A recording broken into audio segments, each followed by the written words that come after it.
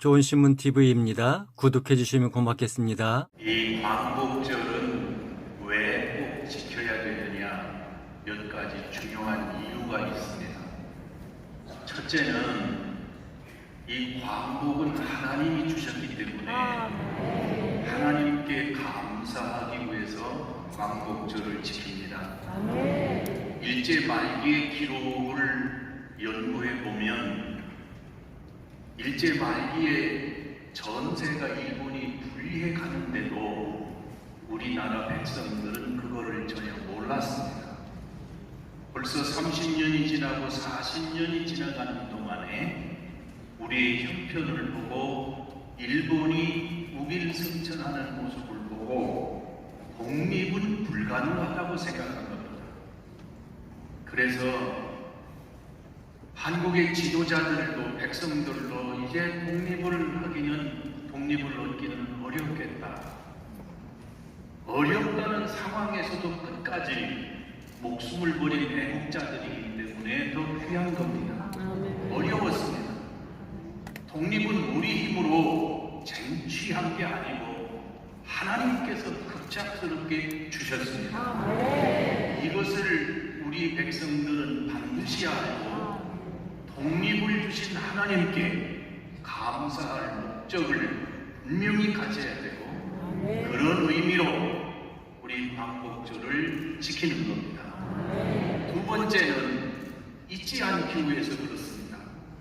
왜 나라를 빼앗길 수밖에 없었는지, 우리의 부족함이 무엇인지, 우리의 잘못이 무엇인지, 왜 분열되고 무능했었는지, 무엇을 보지 못했는지 이 사실을 분명히 잊지 말아야 합니다. 그것은 우리의 반면 교사가 돼서 앞으로 국민정신이 어디를 향해서 가야 할지를 판단할 수 있는 중요한 근거가 되기 때문에 그렇습니다. 또 잊지 말아야 할 것은 나라를 빼앗기고 난 후 우리가 겪었던 혹독한 박해를 절대로 잊을 수가 없습니다. 나라를 빼앗고 주권을 빼앗고 언어를 빼앗고 토지를 빼앗고 국민을 내쫓고 저 북쪽으로 산지사방으로 흩어져서 무너지도록 만든 혹독한 박해와 착취를 우리는 잊을 수가 없습니다. 그것은 우리 삶 속에 세월이 아무리 흘러도 나라를 빼앗기는 이런 혹독한 박해를 당하고 처참한 현장에 놓여지게 된다는 것을 잊지 말아야 합니다. 쉽게 생각해서는 안 됩니다. 그러므로 왜 빼앗겼는지, 어떤 어려움을 우리가 겪었는지 이 사실을 기억하고 우리 후손들에게 남겨줘야만 우리는 대대로 바른 신앙을 갖고 바른 미래를 향해서 갈 수 있는 우리 능력을 가질 수가 있습니다. 그만큼 고통을 당했는데도 깨닫는 바가 없다면 우리 민족은 희망이 없습니다. 그만큼 고통을 당한 대가로 왜 잃어버렸는지, 어떤 고통을 당했는지를 반드시 기억하고 잊지 말아야 됩니다. 이 두 가지 목적보다 더 중요한 것은 세 번째로 왜 광복절을 지키느냐, 그것은 새로 나아가야 될 미래를 어떤 방향으로 가야 될지를 다시 자각하는 기회를 만들기 위해서입니다. 자, 우리를 억압하고 우리를 누르고 우리 것을 빼앗아 갔던 저 사람들에 대해서 우리 가슴 속에 어쩌면 미움을 넘어 증오가 생길 수가 있습니다. 그러나 증오는, 우리 가슴 속에 생긴 증오는 우리에게 치명적인 약점을 주는데, 그 치명적 약점은 증오를 가지게 되면 배울 수가 없게 만들고 창조적으로 미래를 바라볼 수 없도록 우리 가슴을 막습니다. 저 사람들에 대해서 가장 강력한 응징은, 저 사람들에 대한 강력한 우리의 대응은 또한 우리의 가장 적절한 대응은 저 사람들보다 우리를 박해하고 우리를 지배했던 저 나라보다 더 잘 사는 나라로 성장하는 겁니다. 더 도덕적인 나라로 성숙하는 겁니다. 그리고 더 미래에 세계를 감싸할 만한 세계 속에서 탁월한 역량을 가진 국가로 우리는 성장하는 길만이 그 길이 저들을 향해서 우리가 줄 수 있는 가장 강력한 응징이며 동시에 가장 좋은 방법이기도 합니다. 물론 잊지 말아야 됩니다. 좋아할 수는 없으나 우리가 속속에 증오를 앞세우게 되면 우리는 누구에게든지 배워서 성장해야 되고 성숙해야 될 텐데 증오는 배울 수 없게 만듭니다. 증오는 창조적인 생각을 갖지 못하도록 만들기 때문에 가슴속에 두고 기억은 해야 되겠으나 미워하지, 증오하지 말아야 됩니다. 증오를 부추길수록 우리는 성숙을 향해서 나아갈 수가 없고, 그리고 증오를 부추길수록 우리가 저들보다 더 잘 사는 나라, 건강한 국가, 그리고 세계 속에 우뚝 선 부흥된 부강한 나라가 되는 길을 막게 됩니다. 이 사실을 우리가 분명히 알아야 됩니다. 많은 사람들은 가슴속에 새겨오는 미움만을 앞세우는데 미움이 중요한 게 아니에요. 우리나라가 더욱 성장하고 성숙하는 것이 우선돼야 됩니다. 그 방향을 바라보고 그 방향을 향해서 걸어가는 민족은 성숙해지고 성장하지만 미움을 앞세우게 되면 성장 이전에 먼저 주저앉을 수 있는 약점을 갖고 있다는 사실을 그리스도인들은 깊이 알아야 합니다. 우리는 사회 속에서 과거 이 나라 근대 초선 초기에, 근대 초기에 선교사님들이 들어오셨을 때, 그때 교회는 세상을 이끄는 주도적인 역할을 감당했습니다. 지금도 그 어느 때보다도 영적으로도 곤란하고 사회가 혼란할 때 교회는 이 사회를 이끌어갈 수 있는 주둥이어야 되고, 그리고 주도적인 역할을 감당해야만 합니다. 그러나 오늘 현실을 보면 그 일을 감당할 능력이 많이 쇠퇴했다는 것을 우리는 솔직히 고백하지 않을 수 없습니다. 교회가 쇠퇴할 때마다 우리는 과거를 향해 바라보며 초대교회로 돌아가서 다시 회복하자는 구원을 반복하고 있습니다. 그러나 사도행전에 나왔던 초대교회는 어떤 교회입니까? 초대교회는 성령 공동체입니다. 성령으로 시작했고 성령으로 걸었으며 성령이 역사하시던 성령 충만한 교회가 초대교회였습니다. 우리는 바로 이 시대에도 그 당시에 벌써 2000년 전에 교회의 태생은 성령으로부터 시작했지만 지금 우리에게 필요한 것은 지금도 역사하시는 하나님의 영이 역사하시는 성령 충만한 교회가 필요합니다. 그 교회만이 세상을 바로 이끌고 그리고 우리를 새롭게 할 수 있습니다. 성령께서 우리에게 오시면 첫째로 성령은 잠자는 자들을 깨웁니다. 자녀들은 예언할 것이요 젊은이들은 환상을 보고 늙은이들은 꿈을 꾼다. 이렇게 잠자는 영혼들을 깨워서 알게 하고 보게 하고 새롭게 하시는 겁니다. 나라를 잃어버렸던 나라가 우리나라만은 아닙니다. 민족이 생겼다가 없어지고 소멸된 민족도 수없이 많습니다. 그러나 이러다가 우리는 다시 나라를 되찾았고 이 나라에 복음이 들어와서 복음을 통해서 부강한 나라로 우리는 회복되고 성장했습니다. 우리보다 더 어려움을 겪었던 나라 중에 저 유럽의 덴마크가 있습니다. 그 덴마크는 네덜란드와의 전쟁에서 북쪽 영토의 3분의 1을 빼앗겼습니다. 50년 후에는 또 프로이센과의 전쟁에서 남쪽 땅을 수없이 잃었습니다. 국민들은 긴 세월 동안에 희망을 잃고 지쳐서 국민들은 술과 도박과 싸움으로 국민 정신이 피폐되었습니다. 그때 나타난 분이 우리가 잘 아는 브룬투비 목사님입니다. 브룬투비 목사님이 나타나서 4가지 구호를 외쳤습니다. 첫째가 덴마크여 깨어나, 두 번째가 밖에서 이런 것을 안에서 찾자, 세 번째가 참된 덴마크는 인간의 자유와 독립과 존엄을 파괴하는 세력과 싸우는 것이다. 네 번째, 부자는 적고 가난한 자는 더 적은 나라가 될 때 덴마크는 건강한 국가가 된다. 그렇게 부르짖었는데, 두 번째, 밖에서 이런 것을 안에서 찾자는 것이 앞번입니다. 우리는 밖에서 어떤 어려움을 겪으면 우리끼리 싸웁니다.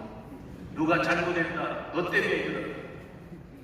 그러나 브룬투비 목사님은 나라를 잃고 영토를 잃고 이토록 나라가 어려워진 이유를 우리 자신에게서 찾아야 된다. 여기서부터 새로운 변화가 시작이 되는 겁니다. 깨어날 때도 성령께서 깨우게 하시고, 두 번째로 성령께서는 사람을 변화시키십니다. 사도행전 2장 37절 38절에 베드로가 설교한 후에 그 설교를 들은 백성들이, 형제들아 우리가 어떻게 하면 좋을꼬? 베드로와 이르되 너희가 회개하여 각각 예수 그리스도의 이름으로 세례를 받고 죄사함을 받으라. 그리하면 성령을 선물로 받으리라. 여러분, 독립운동을 한 인재들 중에 거의 대부분이 기독교인들이 굉장히 많습니다. 사회 지도층들이 교회로 들어왔습니다. 애국하는 일은 교회밖에 없다. 또 독립을 하려면 교회에 들어와야 된다. 왜 그런 줄 아십니까? 1903년도에 하지선 교사님이 원산에서 영적 각성을 일으키고 회개한 후에 1907년도 평양 장대교에서 대부흥운동이 일어나고, 그리고 백만 불교운동이 일어나면서 교회 안에 성령의 놀라운 바람들이 불고, 그리고 동네마다 교회를 세우고 개복운동을 시작했습니다. 그때는 언제였습니까? 나라를 주권을 일본에게 빼앗기고 희망이 없던 바로 그 절망적 시기에 사회 지도층들이 뭘 본 줄 압니까?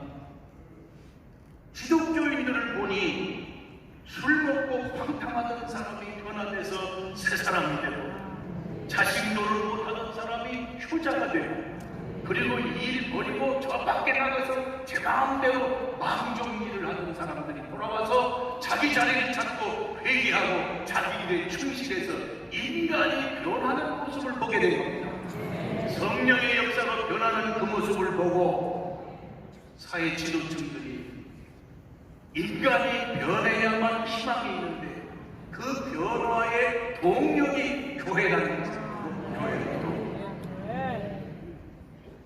지금도 성령께서 우리 가운데 오시면 우리의 본질 자체를 바꾸시고 우리의 존재를 바꾸시는 줄로 믿습니다. 오늘 성령께서 우리에게 오시면 우리만 바꾸시는 게 아니고 세 번째로 벽을 넘으십니다. 여러분이 잘 아시는 대로 사도행전 1장 8절에 오직 성령이 너에게 임하시면 너희가 권능을 받고 예루살렘과 유대와 사마리아와 땅 끝까지 이르러 내 증인이 되리라. 여러분은 지명만 생각하는데 예루살렘과 유대와의 거리가 얼마나 멉니까? 이 거리가 아니고 지역적 거리, 그리고 사람들의 가슴 속에 쌓았던 벽이 성령이 임하시면서 예루살렘과 유대가 무너지고 사마리아와 이 유대인들의 차별이 얼마나 심합니까? 사람 취급 않던 저들에게 복음이 들어가고 성령께서 역사하시며 그 벽은 무너졌습니다. 이방인의 벽이 얼마나 높습니까?